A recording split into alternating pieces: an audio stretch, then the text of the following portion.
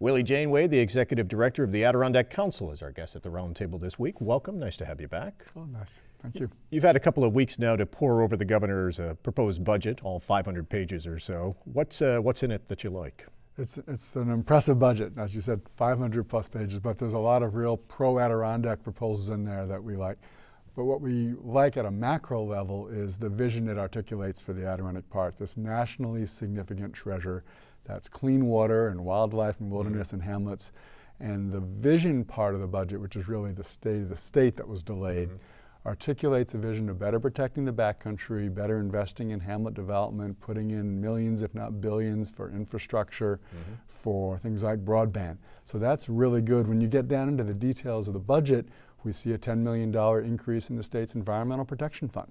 And that is the core dedicated fund, more money for land acquisition and more money for taking care of the land we already have.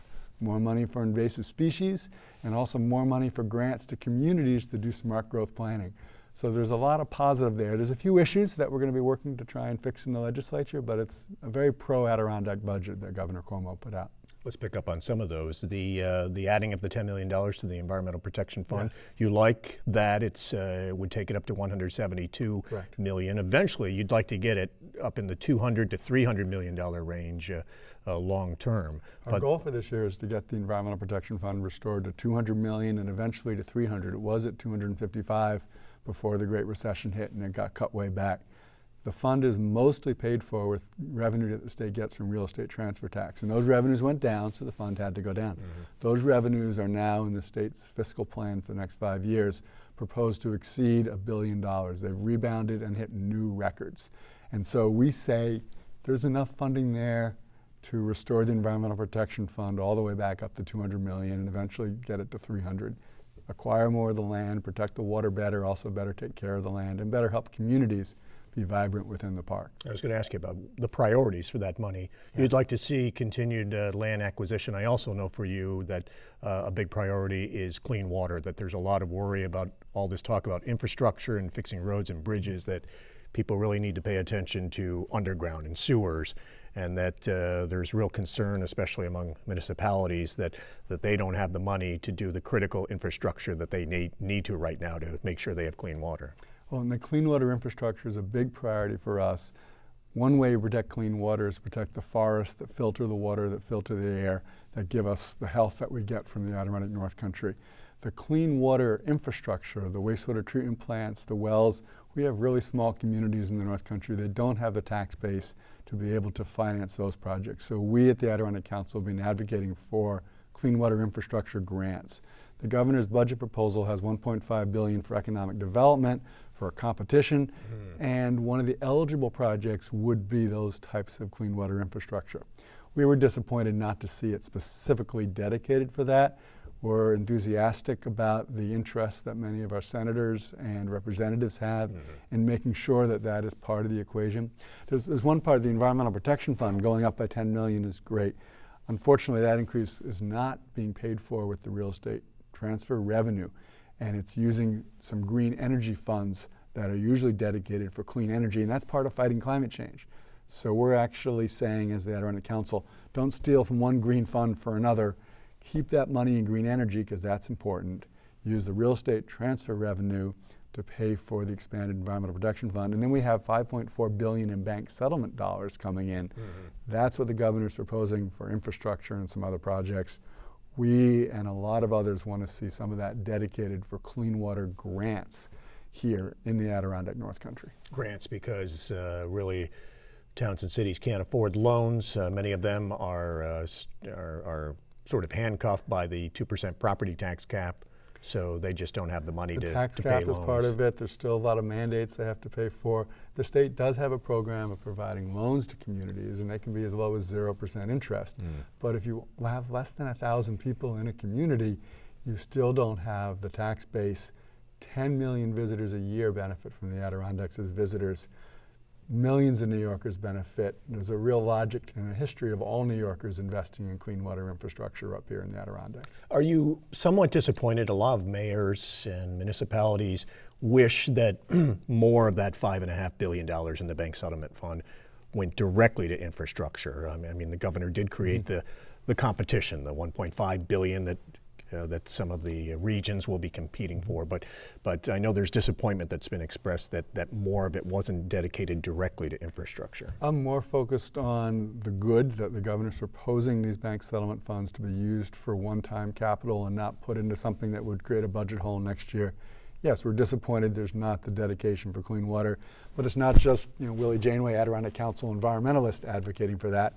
Mayor Minor from Syracuse, others around the state are saying that clean water infrastructure is something we need to invest in. We made big investments in the 70s and 80s. We had grants to communities. We built wastewater treatment plants. 30, 40 years later, they're starting to fail. And we need to make those repairs before we have to not only make repairs, but do restoration because of spills. Also in the budget, a $1 billion partnership to expand broadband. $500 million of state money, $500 million in private money to make sure we get that last mile. And the language, this is where the governor's language on the vision for the Adirondacks is really good. It talks about hamlets and hamlet-focused broadband, making sure we're putting in the infrastructure and the capacity, but doing it in a way that, quote unquote, honors and respects the history and the legacy of Forever Wild. And that's exactly the kind of vision that we all agree is the right way to move the Adirondacks forward. There's $1 million for invasive species in the $1 budget. million increase, yes, so $5.7 million for invasive species, with that million addition targeted to specifically develop an Adirondack Park-wide strategy and start to implement that strategy based on the successes at Lake George. And obviously Lake George is used as the model, as the example where they've been doing things right with their boat inspections, their boat washing, really trying to keep the invasives out by having lake stewards and other programs. Yes and no. Yes, it's the model because it's working well. We're not seeing the problems that people were afraid of having trouble getting onto the water in the early hours to go fishing. No, in terms of 2,000 lakes in the Adirondacks, it doesn't make sense to have that model be replicated 1,999 more times. So the idea of this increased investment the governor's proposing, and I think is being well received by stakeholders across the park in the North Country, is where do we have spots on major thoroughfares into the park where we can have boat wash stations where you get a stamp. There's been a grant already approved to try and do one in Clifton Fine as you're coming in on Route 3 from the west. Where from the northeast corner of the park could we put some? And then certain popular lakes. So we want to develop a system that doesn't require a boat wash station at every single lake. Where you applaud what Lake George is doing, and we just heard this week that they've hired maybe 25 to 30 lake stewards, inspectors and for Lake George that's good, but you raise a good point. How would you possibly be able to replicate that on all the lakes and ponds across the Adirondack And we Park? need the capital investment with the boat wash stations and the education and the follow-up to ensure compliance. But we also need to be hiring a lot more people than that throughout the entire park. What a great job generating opportunity that is, that will help the economy and at the same time provide for better protection of these fragile waters. The park was created more than 100 years ago to protect this water, and if we do our job right, 100 years from now, we'll still have invasive-free waters here in the Adirondacks. Obviously, Lake George dealing with two invasives that you'd like to keep out of other Adirondack lakes and ponds, if possible. They have the Asian clam, which is spreading within Lake George, spiny water flea, which is now in Lake Champlain. The hope would be to try to keep them, if possible, from getting to a majority of the other lakes and ponds in the park. So much cheaper and more effective to keep the invasive species out through a combination of education and boat washing stations than it is to try and eradicate them after they're already established or get introduced into some pristine lake. Many waterways dealing with milfoil, and they have for a number of years. Another one on the radar now, hydrilla, is a concern for many that may be coming down the pike. And something like hydrilla, like invasive species, those ones you've mentioned, they're a problem environmentally, they're a problem economically.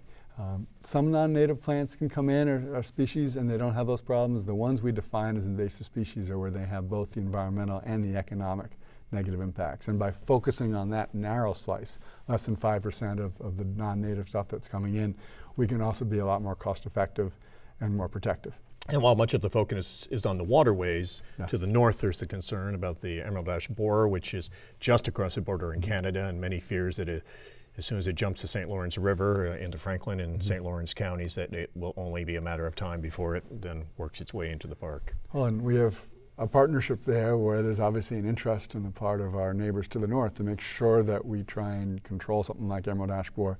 At the same time, I wish we had a better partnership with them on things like these oil trains, with the Canadian and the Northern Central, oil coming through and really threatening the environment and the communities in this area. But the invasive species of oil trains, those are some of the big threats we face. Thankfully, we have an opportunity in the budget to put some more resources into programs that will combat those types of threats. The governor's budget includes 36 positions for DEC. 8 of those would be dedicated to oil spill response, which you would applaud. Yes, and we've also been told there will be a new academy for forest rangers and for the environmental conservation officers. A lot of those officers have served a long time and will be retiring in the next few years. We can't wait till they retire and then go out and hire new forest rangers. We need to start ahead of time. And the Adirondack Council has been pushing the state to do that for more than a year, maybe more than 2 years. And just in the last month, they announced they would be doing an academy. So it's those 36 staff positions, including the spill response, including more habitat managers, and also including forest rangers. And those are all important priorities. Steps are being taken. The federal government is now moving ahead with tougher regulations on the DOT 111 tanker cars to make them use sturdier cars. Went to the White House last week. That's one of the final stages, but that would probably be 2017 at the earliest, and then 2020 by the time all of those cars come off. Canada is going to do it much sooner, I think 3 years sooner. But is your concern that as the federal government takes that step to work on those tanker cars, that other steps ought to be done in the meantime with in regards to prevention with these millions of gallons of crude oil coming through here every day? We need to be cutting down how much is going through, making sure the rail lines are secure and safe, make sure we have that infrastructure there. It's good that the governor has a budget which is proposing to set more money aside for cleanup response, but we don't want to be doing cleanup. We don't want to be dealing with the disaster that could result from an oil spill. We want to make sure we're putting the money up front into the prevention, into safety, to phasing out those faster. There's more that we feel the state and the federal government should both do. Don't need them pointing fingers at each other. We need them both acting more aggressively. We were just on Lake Champlain over the weekend, training going on for first responders. Yes. Are we seeing more of that, and is that an important step? And what other steps should be taken now to better prepare and try to prevent an oil spill or a derailment or a spill? Or the training, worse? the pre-positioning of response equipment, and making sure we have detailed response plans, making sure there's transparency so the local emergency responders know what the different companies have and where and who's positioning what. That's an important part of it. But we also should be looking beyond that. How could we be investing more in green, sustainable energy? Here in the Adirondack North Country, we have a great timber resource. How can we make sure we have sustainable management of that, better biomass? How can we be better utilizing some of the hydropower opportunities we have? How can we do better with conservation? We can do more on those fronts, decrease the demand for this heavy oil, which is so dangerous, and move to a cleaner environment that's also going to be a greener and more sustainable economy. So I think it's important to do what you've talked about folks now doing, Tom, in terms of response, but we really need to do more on the prevention and on moving to a cleaner, greener economy. The state, there is pressure on the state to maybe do more.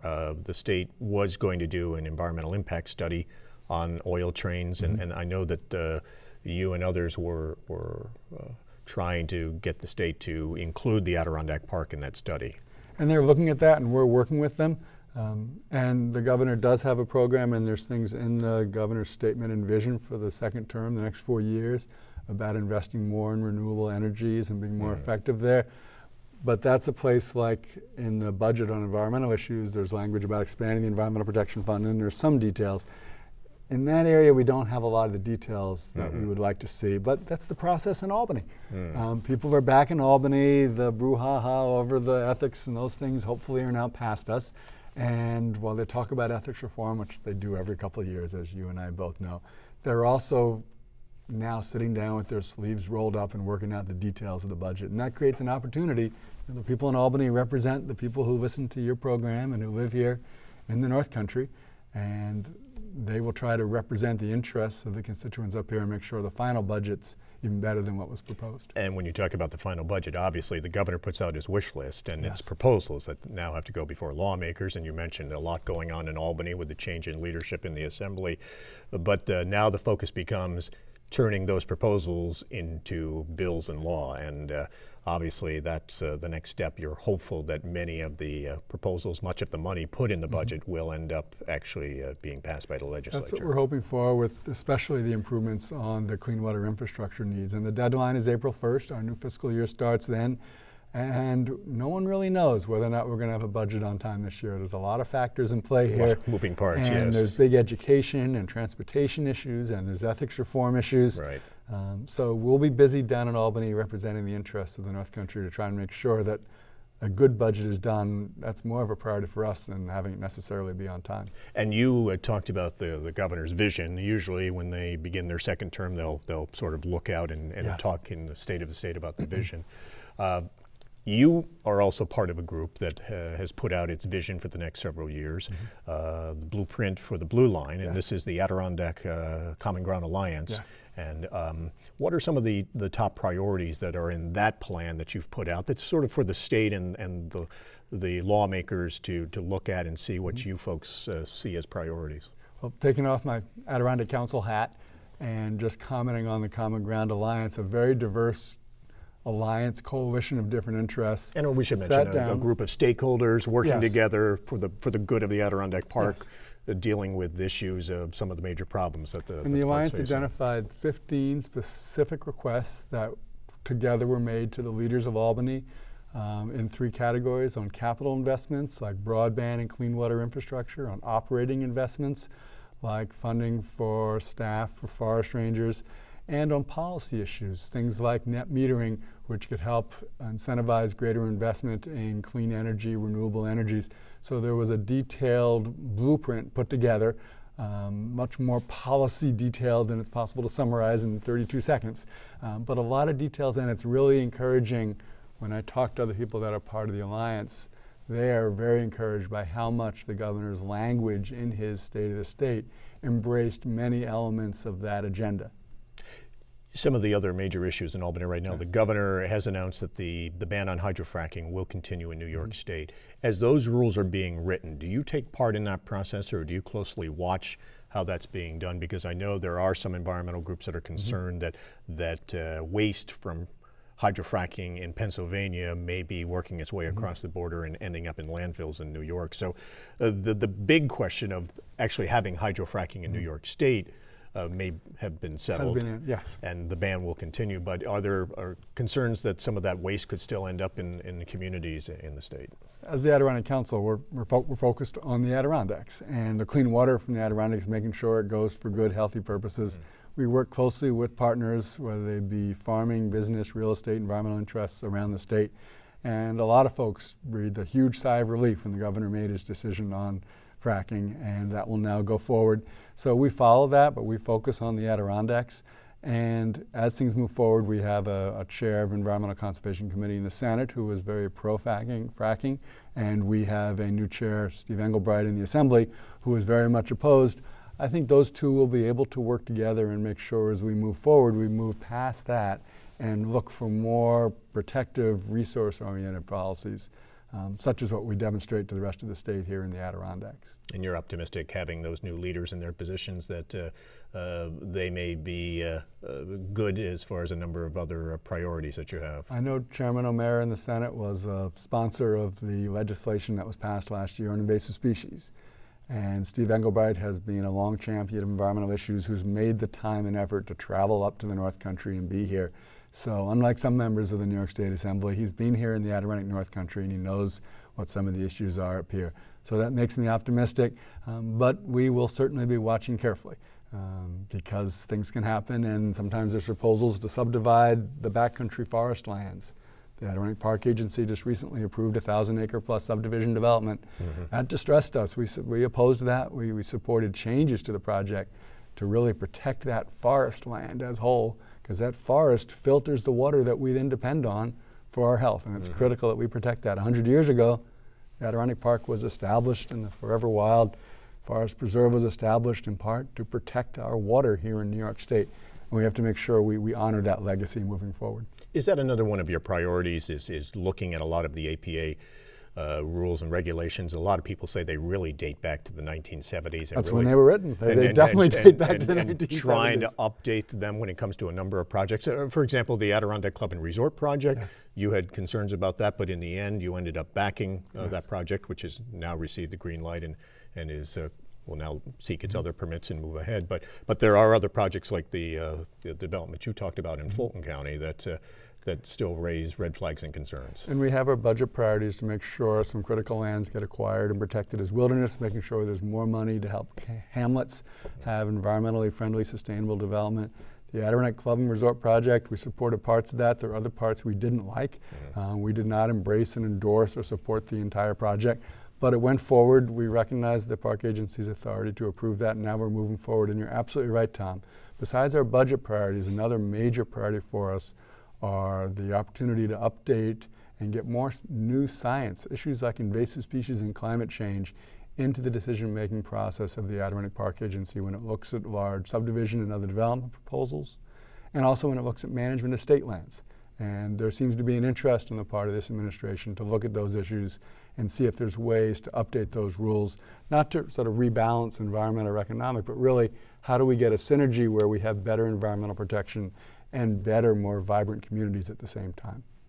Willie Janeway, always good to see you. Tom, it's a pleasure to see you again. Thanks.